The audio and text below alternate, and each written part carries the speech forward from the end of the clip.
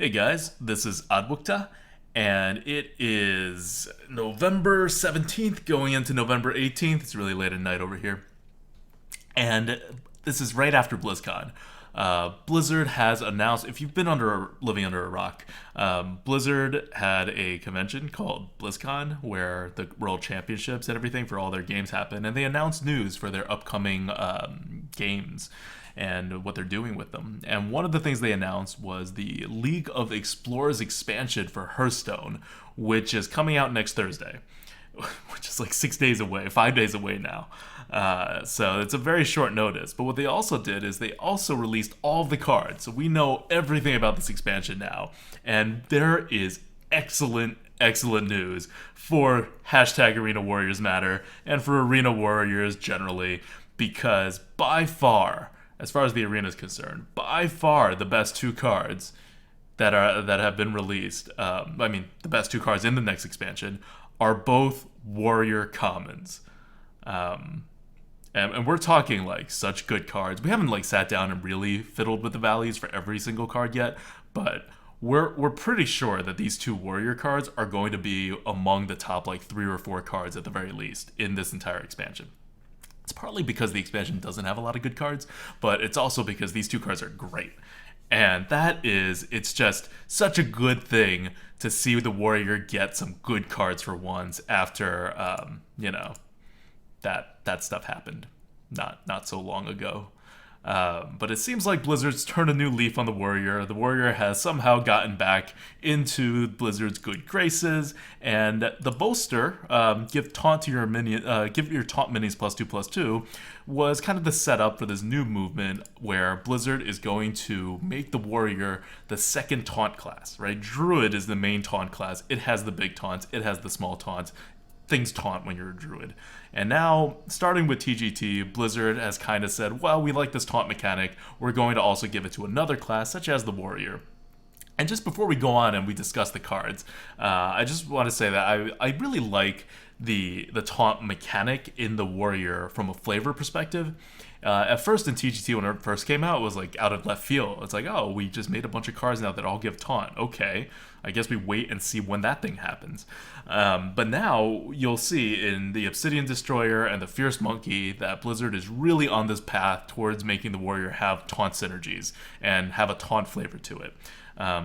Regardless of whether that's eventually successful in the constructed scene, at least in the arena, taunt minions work really well with the warrior when it comes to how the warrior uses its cards, because it's on the board, it changes the tempo and the initiative on the board, and it allows you to have the initiative to better get your minions hurt.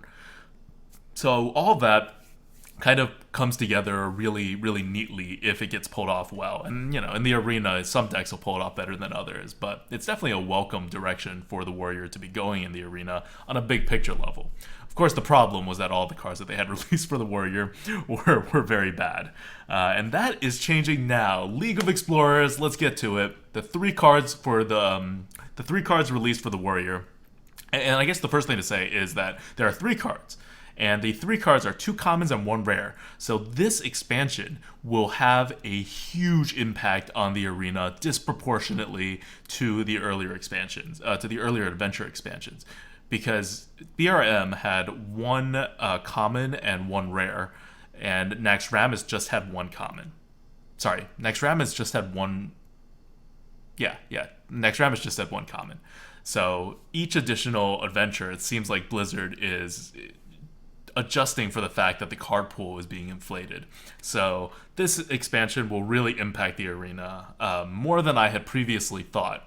If you watch the first Arena Warriors Matter video, I made the prediction that there was probably no possible way for Blizzard to really balance the warrior in the arena without 2 expansions, because the next one's going to be an adventure, and we all know adventures only have 1 common. Blizzard said, screw that. What we're going to do is give the Warriors 2 amazing common class cards. So is it balancing the Warrior? We'll see. But at the very least, right, it's definitely a wonderful direction to go. If you need to balance the arena, what do? Well, you make good cards, you make them common. And adding a common class card, it really does make a difference. So the first card is the Obsidian Destroyer, It's a 7 mana card, and immediately when I first saw the 7 mana card, I was like, ah, god, that's probably going to be lowish kind of impact on the arena. 7 mana cards don't make a lot of impact unless they do something when they come onto the board immediately, and this one doesn't really, right? At the end of your turn, summon a 1/1 Scarab with Taunt. That's just a 1/1 Taunt. There's nothing special about a Scarab, I'm pretty sure. So it doesn't quite have initiative on the board, but it's still a really ridiculously excellent card. Like 7 mana, 7/7 War Golems are like 50 on our tier list. A 7 mana, 7/7 that has an extra 1/1, which is basically what this is at the very least, and that extra 1/1 has Taunt, that becomes a very good card. Now, if you don't kill it for a turn, you get more 1/1 taunts, which you then have to clear. And to clear a 1/1 taunt, if you are a mage, a rogue, a druid, you're fine with it. You can just hero power it down. But even if you hero power it down, this thing becomes a 7 mana 5/5. I mean, a 5 mana 7/7, which is incredible. So that's not even a great solution to this. And if you're not one of those classes, you actually have to waste one of your minions' attacks onto the 1/1 before you can do anything. And that's, you still have to take care of that 7 health after you waste an attack. So this thing, unless you're really far behind on the board, if you're even fighting for the board, this thing's probably going to stand for a turn, unless your opponent has a hard removal or a fireball ping combo. And then it'll just generate at least one more 1/1, maybe even more 1/1s. So it could spiral out of control. It's that infinite card advantage thing that TGT had with the Inspire mechanic, only in recognition of the fact that Warrior's hero power is best left unused. You don't even have to use the hero power to generate these 1/1s. This is not a Silverhand Regent. This just automatically generates 1/1s. So if you can get it out on turn 7 or later, and you're still sort of vaguely fighting for the board, it's an incredible card. It can win you the game if your opponent doesn't have the right combination of cards, doesn't have the right removals, or doesn't have the right hero powers. And really, in the TGT meta, you're probably getting to turn 7 with no problem, and no one's losing at that point. Usually TGT had slowed down the meta enough that turn 7 is going to happen, and it will probably still impact the outcome of the game. And this card is great for that. I'm still arguing with Merps about this, but I'm trying to make this an 80 or above on Hearth Arena. So we'll see if I end up getting my way. But I really like this card. It is 7 mana, it is late, but in the TGT meta, it's going to be fine. We're going to be able to get this card out. And even more so, and we'll talk about this later, if you're wondering when we're going to review all the other cards, that's coming over the course of the next week and on the Lightforge, which is happening on Sunday, the Lightforge podcast, which will all be linked in the description below. And that's when we discuss the whole expansion cards and all the stuff that's happening. But one of the basic concepts that's going to come across for what's happening in this League of Explorers expansion is that there's a new mechanic that they're throwing everywhere. It's called Discover, and Discover is basically tracking for 3 random cards that they limit, like track a beast, track a spell, track a 3 mana card, something like that. And it'll give actual random cards. So it brings an even more arena element to the arena, which is great. It's fun. And more importantly, those cards are effectively just like card draw cards, right? They're like gnomish experimenters. They're like novice engineers. So that, and the fact that that exists in the arena and someone's going to take them, is going to slow down the meta a little bit more. So the meta from wherever TGT is was only going to get slower. And so Obsidian Destroyer is looking very, very good. This is an incredibly good card, a premium warrior class card, a card that would be a premium card in any other class as well. And then we get to the Fierce Monkey. This is the payload, right? When people first were trying to figure out how to fix the warrior, when we first started #Arena Warriors Matter, one of the most commonly suggested new common cards to give to the warrior was a 3/4 taunt. The idea being, well, it's not that much better than a Dark Cultist. And you already have a Dark Cultist for Priest who kind of needed it. And it's not like Dark Cultists are running amok and ruining everyone's experiences. So we could probably go along that level. And Blizzard has been adding 3/4s, right? With Spellslinger. It just seems like 3/4 is the new kind of power creep on turn 3, like 3/4 with an ability. And so a taunt being where Blizzard was taking the warrior would seem like a natural fit. And Blizzard, I guess, went ahead and said, yeah, okay, that's where we're going with this. I had my initial reaction was, okay, it's a little too powerful. We don't need cards that powerful necessarily to balance the warrior, but if you want to get the job done quick, if you want to balance the warrior now as much as possible, these are the cards you make. You make Fierce Monkey, you make Obsidian Destroyer. You know this is power creep. You know these are like there's a card called Ironfur Grizzly. It's a neutral card. It's a 3/3 taunt. It's also a beast. This is a 3/4 taunt. There's no additional downside. It's just warriors are going to get better taunts than other people. It's kind of like the difference between Druid of the Claw and Fen Creeper, right? Except Fen Creeper was also a pretty good card, and Ironfur Grizzly is not really all that great of a card. But anyway, this is an excellent card. It's definitely more than an 80. Like, flat off, it's definitely more than an 80. We'll see how much Merps lets me boost this up on the tier list, because I'm trying to make it go really high. So what's going to happen with this card, if you play it on turn 3, is, and this is why Ironfur Grizzly as a 3/3 is even playable, right? A 2/2 for 2 mana taunt is Frostwolf Grunt, and it's completely unplayable almost. Whereas the Ironfur Grizzly on 3 for 3/3 is kind of playable. And that's because if your opponent drops a 2/3 instead of a 3/2, which it'll do like half the time, it's going to be destroyed by the Ironfur Grizzly. It's not going to be able to trade into your 2-drop that you had dropped the turn before, and your taunt is going to protect the board. And I don't say protect the board just as kind of a loose kind of statement. It's going to eat your opponent's 2-drop, and then you will have 2 minions on the board to your opponent's 3-drop. That's incredible. That's the kind of swing that typically happens when you play something like a Argent Protector or a Shrinkmeister. You know, that's big. So Fierce Monkey doesn't quite do it on the level of a 2-drop that does that. It's a little less flexible than that. When it gets to the late game, it's not as good as those cards may be. But 3-drop is also a weak drop generally still. It's gotten a lot better over the course of time, but it's still one of those areas where people need to fill the curve, more so than 2-drops. And so, and especially the Warrior, because the Warrior had no 3-drops before that were any good. So this not only fills a need, like just in terms of drafting wise, to be able to draft enough 3s to fill your curve, it's also a game-changing card if you get it on turn 3, like before turn 3. If you play this card on curve, it is almost as, I would say it is pretty much as powerful as a Fiery War Axe on turn 2.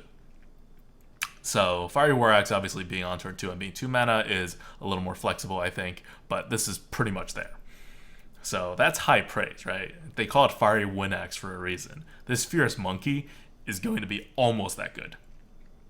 And that's something the Warrior really needed, and I'm glad the Warrior is getting it. So with these 2 common cards, the Warrior has taken a gigantic leap up to the worst class in the arena, but not, and this is important, but not like a laughably bad out of touch class in the arena, right? Like someone has to be the worst class in the arena, and these 2 cards are probably not going to make the Warrior get out of that spot, but it's at least in the arena now. You can kind of pick the Warrior, and then, you know, Priest players won't like point at you and laugh and say, what is this guy doing? They'll just be like, oh look, another person playing a underpowered class. So I think with these 2 common cards, Warrior has gotten out of laughably, ridiculously unbalanced into, yeah, this is the worst class in the arena. You should probably, still give it some more good cards. And that's quite a feat. And I'll go into more. I'm going to go to the 3rd card right now, and then I'll go into more about statistics and how these things are going to affect exactly what's happening to the Warrior. But it's good. If you think this fixes the entire Warrior class, okay, maybe you're going a little too far, but I think anything short of that is very accurate praise for the balancing process when it comes to Warriors in the arena with these 2 cards. There's power creep, but sometimes you just got to take a little bit of power creep. And these are not cards, well, I don't know. I don't know if Obsidian Destroyer has a place in the constructed meta, but as far as arena goes, these are excellent. Oh, and just so, I think we may, like with these 2 cards, I think we may have to raise bolster a little even. Not by a lot. It's still a highly conditional card, but when you have 2 of your common class cards be basically taunt minions, Now Boaster's significantly more playable, right? Your situationalness of having Bolster stuck in your hand and not be able to do anything is going to go down a little bit more. And you know it's at a 6 right now or something, so it's not like it's going to jump anywhere really. But if you guys use Hearth Arena, you play a lot of Warrior, you know that even right now, Hearth Arena does recommend that you take Bolster sometimes. It's happened to me, it's happened to other people. Like, if you have enough taunt minions and your other choices aren't good, you do 2 mana and you get a 2/2. That's not the end of the world. Sometimes you may be able to get two minions on there, like if you have a sparring partner or something, then you get 4/4 of stats for 2 mana. Like, it's playable. Still highly situational, but it gets playable. And having 2 common class cards that are almost always insta picks is only going to reinforce that. So Bolster is actually going up a bit when these cards come out. Okay. Cursed Blade is our third card. It's a rare. It'll be seen a little less, but I like that it's a weapon because in TGT, if you play Warrior, you already notice that your weapons are getting a little sketchy. Yeah, back in BRM, you were like able to get your weapons. You're definitely able to get your weapons still. In GVG, you were like over-weaponed. Like, you kept having way too many weapons and you don't really know what to do with them, and they hurt you and you have to go face, and it promoted a more aggro agenda. But by TGT, I was already getting a little like anxious that I won't get enough weapons, and there were many runs in which you just don't get more than 1 or 2 weapons as the Warrior, and that's not good for the class's flavor. This is a class that relies on weapons, and Cursed Blade is going to help that a little bit. It's a rare card, but dilution-wise, it'll soften the pain of having the Warrior weapons diluted. And some people think it's the worst card in the world because it doubles all the damage dealt to your hero. Not just damage that your hero takes when he uses the weapon, but any damage your opponent throws at your hero. So what this basically means is if you don't have the board and it's in the mid to late game, this is unplayable. It's a dead card. You play it, you die. Because your opponent throws like 6 damage of minions into your face, you take 12 damage. Not going to last very long. But if you do have the board at any time, or if this is early game and no one has the board, then this is a very, very good card. Because as long as you have the board, you can determine how much damage you take, because you can just remove your opponent's minions. And this Cursed Blade, 1 mana deal 2 damage, and then deal 2 damage again, and then deal 2 damage again, will really help you control the board to make sure that pretty much the only damage you're going to be taking is from going to hit whatever minions with the Cursed Blade. It does also mean that you're not going to hit very big minions. Like, even if you hit a minion with 4 attack, that's 8 damage to you. That's like a lot. So it is limited, but if you're looking at it as a good way to, like, you know, clear some Paladin 1/1s, clear some 2/2s, some 3/2s even, potentially, kind of iffy at that point, it's doable. And if you get it on turn 1, then it could buy you the entire board. And if you have the board as the Warrior, you're kind of where you want to be. So Cursed Blade helps you get the board, Fierce Monkey helps you get the board, Obsidian Destroyer helps you get the board. That's incredible. This is all going in the right direction as far as the Warrior goes. And so we're talking about kind of not just flavor, but in terms of what the Warrior needs and what the Warrior has trouble with. And the answer is always that the Warrior struggles to get on the board because nothing it's doing helps it get on the board, and it doesn't have minions that help it get on the board. The only thing it has is a Fiery War Axe and then an Arathi Weaponsmith. Those help it get on the board. Or you're looking at mid-game before it gets on the board with Death's Bite, maybe. 4 mana deal 4 damage. That only works like a third to a quarter of the time to actually remove what you need to remove. You know, it's a true silver in that sense. And then you have a slightly better Arcanite Reaper for 1 turn, but then they can just play around that. So generally, when it comes to getting the board, especially on the early side, the Warrior didn't have a lot of choices. And when Fiery War Axe got diluted, it really sunk the Warrior.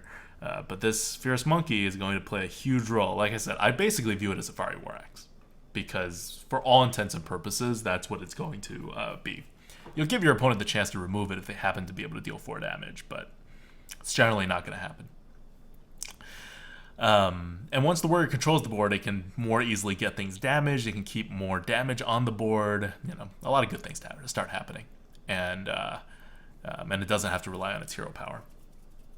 So Now I'm going to go a little deeper into the numbers when it comes to the actual impact on the warrior that these cards have. The dilution effect is going to happen. You're adding 2 more cards to a card pool of a number of common class cards, but there are actually not that many common class cards as you might think. Like, you just look at the tier list, it's really very handleable. And if you look at the top tier common class cards, not even top tier, but just anything above average, right? Let's say 64 is average. Anything above a 64, throw all the little carrots for first pick bonuses and things like that in, and you'll see that the warrior has the lowest out of any class right now.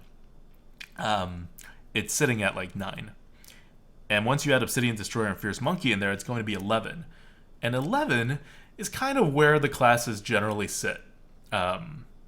Typically, if your class doesn't have a very good hero power, you get a couple more good cards like Priest, Shaman, that kind of stuff.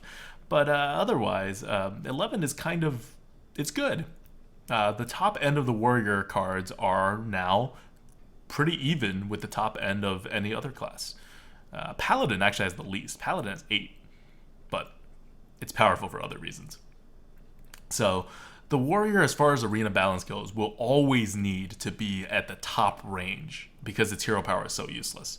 So you're looking at something, the competition is something like Priest, but it should actually get even more cards than the Priest for true balance.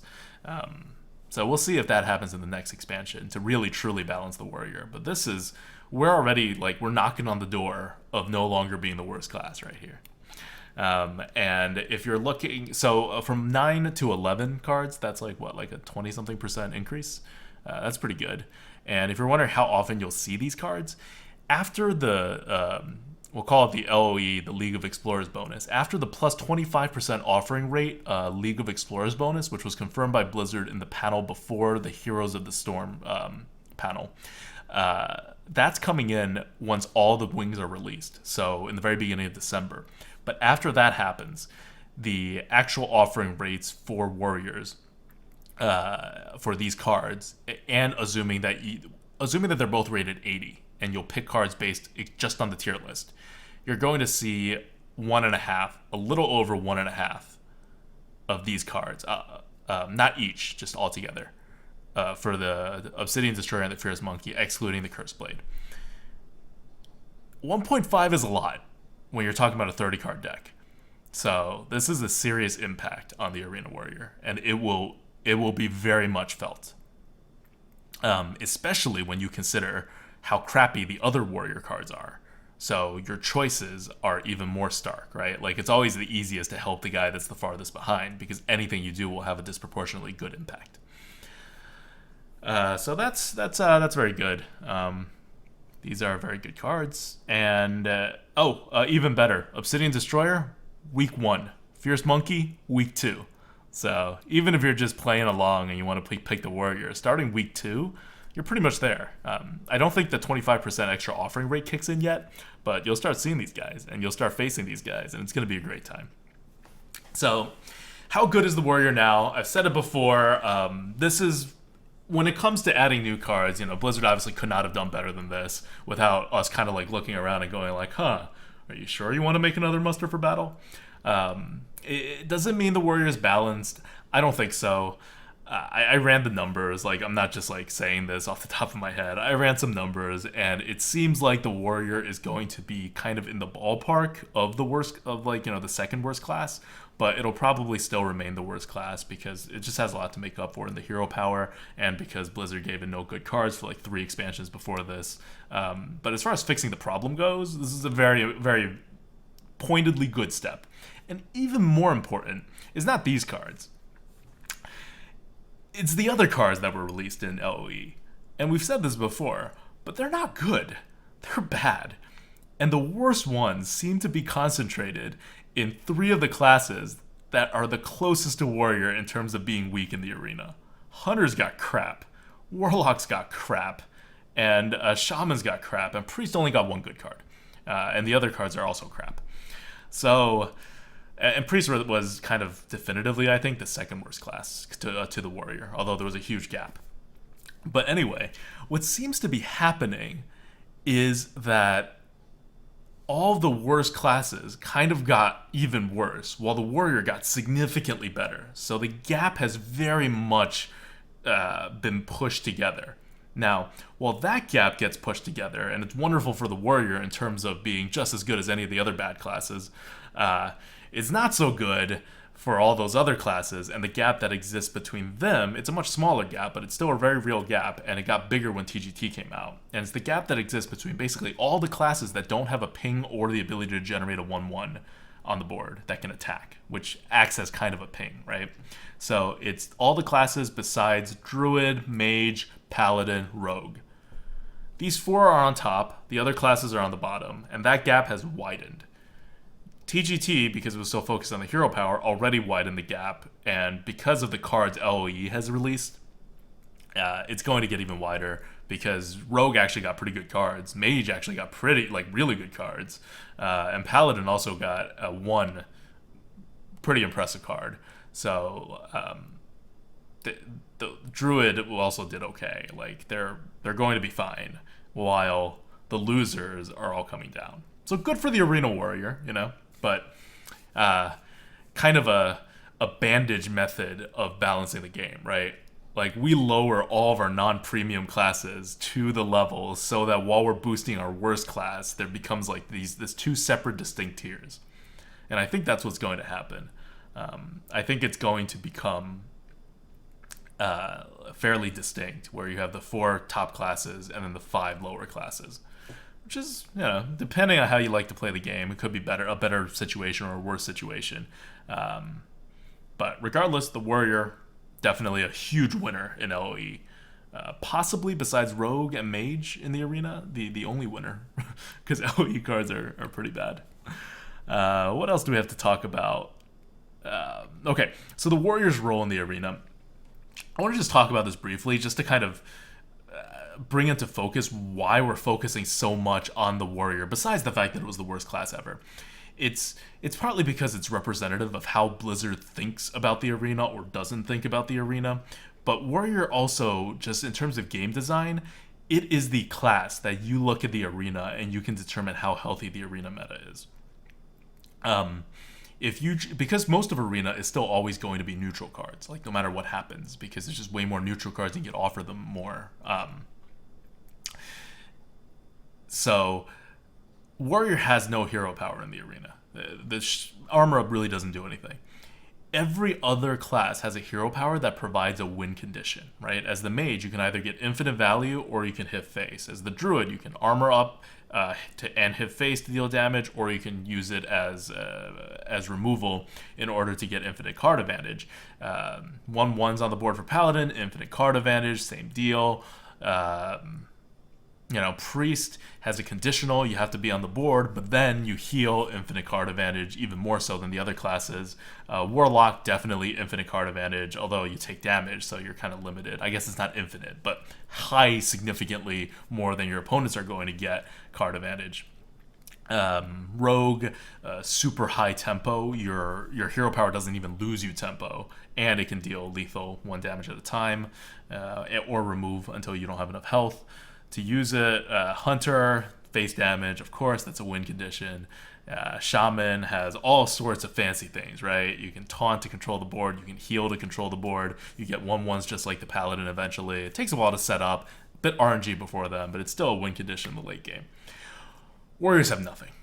And they're not going to get anything. Blizzard's not going to go and rework the hero power or anything. So when you're looking at the Warrior, you're looking at a very raw arena class. Whatever cards you get, however you build your deck, that is the way. You have no innate built-in win condition. Your win condition is whatever the cards that you pick are.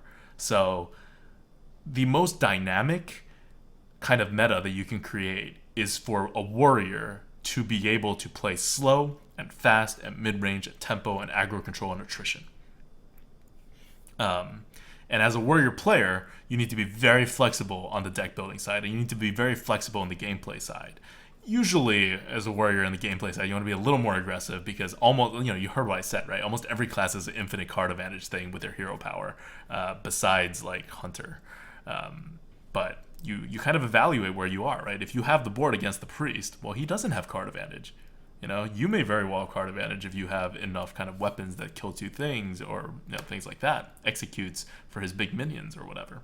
So you really have to play your opponent and play your deck, and you have to draft in a certain way. And it's very intricate and it's very delicate. And so you see what happens when Blizzard screws with it a little too much. It kind of falls apart. And so that's why we're focused on the Warrior. And we'll see, right? We're pretty good at predicting the meta. We're pretty good at predicting what happens to things. But until we actually play with it, we don't really know what's going to happen. But hopefully, Warriors are going to get back to this balanced state where you can do all this stuff with the Warrior, and skill really, really, really shines through because no one's holding your hand on it. And it's a very good thing that Blizzard added a curve card on 3, which is the Warrior's highest need for curve, and then a really large card on 7. The Warrior had no large minions before, and this is its first large minion.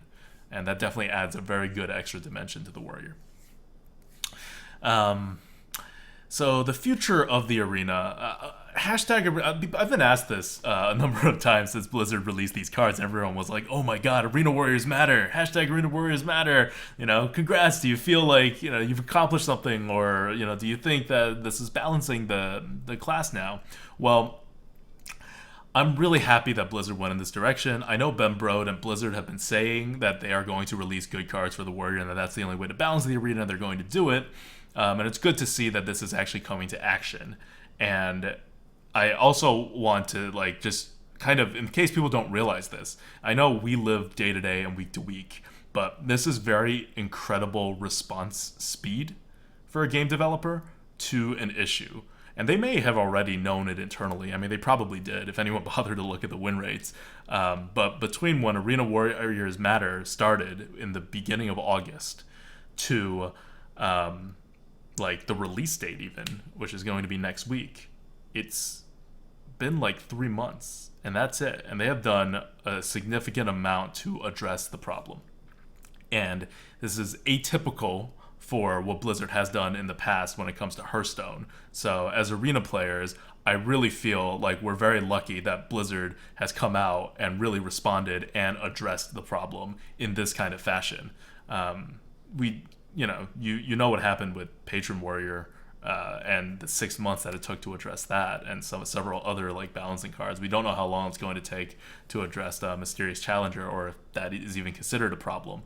But the responsiveness for the arena side for up to now has been very fast. And there was a step backwards. Warsong Commander was still unnecessarily nerfed to hell, rather than made a semi-okay card.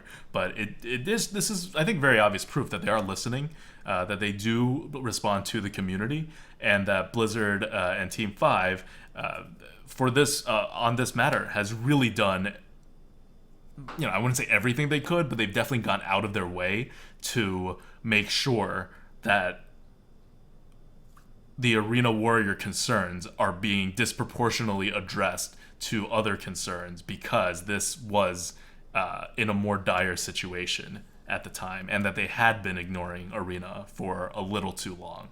And so going forward, we have 3 goals for the Arena Warriors Matter movement. One is for Blizzard to talk more about the arena and what's happening, and they've done that.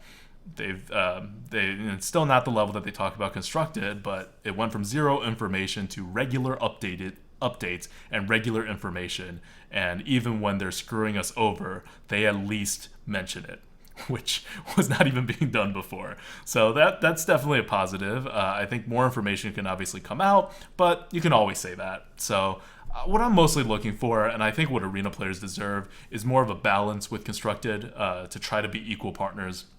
And we're obviously not there yet when it comes to the information side of things, but we're moving in the right direction, and it's just the improvement on Blizzard's side has been really significant here. And the second goal was to balance the Arena Warrior and to actually go ahead and do it. And we've gotten as much of the steps as they could have done outside of the Warsong nerf. These are 2 common cards and a rare card that's decent. And 2 premium class cards, which is, this is as much as they can go within their design space for one adventure, right? Even beyond that, because in an adventure we normally expect just 1 common and 1 rare. So very much looking forward to the next expansion, when maybe even if it's possible, the Warrior may not even be the worst class anymore. We'll see, but Blizzard definitely has an opportunity in the next expansion to really like look at the arena, like seriously look at the arena in the next month or two, and then adjust cards as necessary in the new cards that are released to balance it, and maybe even adjust some rarities or whatever in the middle. Ben Burrell has said that he was maybe looking into that. Who knows what's going to happen? There are many ways to go about it, but the next expansion, which is going to be like a full expansion that has hundreds of cards, is going to be a prime opportunity to actually balance the whole damn thing. So that's also going very well. And the third point, which is that we want more features for the arena. We want arena to be on the level of Constructed vaguely, right? Like you just saw at BlizzCon that there's this nice big tournament for Constructed. Blizzard is promoting it a lot, and they're talking about it a lot. There's money, there's trophies, there's attention, and Arena, like I said, has gone from zero attention to a significant chunk of Blizzard's attention, and that's great. But when it comes to features, one thing that's seriously missing is that there's no way for even a third party to truly run an arena tournament. Like Lord of the Arena can't even do it. No teams can do it. It's because it's still unsupported as far as the software is concerned. And so the third part of Arena Warriors Matter doesn't have anything directly to do with the Warrior. It's more about Arena in general, and how we are the other competitive game mode, so to speak. We're just lacking in competition besides like chasing high scores, because Blizzard software hasn't supported it. And kind of on a branching path, both on the competitive side and on the ease of use and ease of getting into the arena side, there can be a lot of improvements on the software thing. Spectating drafts was always one of the, why is that not in there? That seems like something that should have been in there if Arena was being considered for the spectation mode. When they changed the rewards and they made it worse in the arena because they won't let you pick the packs anymore. Like, I get that it's random. I'm okay that it's random. And if you're really a new player, I guess you don't mind that much that it's random. But now that you have monthly rewards for rank that you just kind of added on there, maybe give something to the arena too. Maybe monthly arena rewards for people who play a lot of arena, or maybe a ladder for the arena. I know that my streaming partner Merps and like Hafu and Crip and myself, we were all confirmed to be some of the top streamers, at least on Blizzard's win rate or whatever. But this was super unofficial. Some developer was in Hafu's stream typing this out, and then he gave like a rough approximation of like the actual rankings of us. But then other people have no way to find out because they're not streamers, and no one's going to like tell their names to a developer, and the developer's not going to look them up. It just seems like these are very basic stuff that we can do, both for the people getting into the arena and for also for people who are more hardcore about it. And these are tools that exist in ranked. So I think that's still an important point for the Arena Warriors Matter movement. But this is excellent progress. Couldn't have asked for really anything more to come out on this expansion. And as long as Blizzard keeps going on this path, I know I'm going to be very happy. I hope you guys are very happy. I think it's very hard to find fault with what Blizzard has done with this particular expansion, and so we're still here. We're still watching. We said 2 expansions, and 1 expansion has gone off in the best way possible, beyond our expectations, to be completely honest. And so we're waiting for the second expansion to bring it home. But as of now, whenever these cards get released in the next couple weeks, enjoy yourselves. I think the Warrior is playable again in the arena.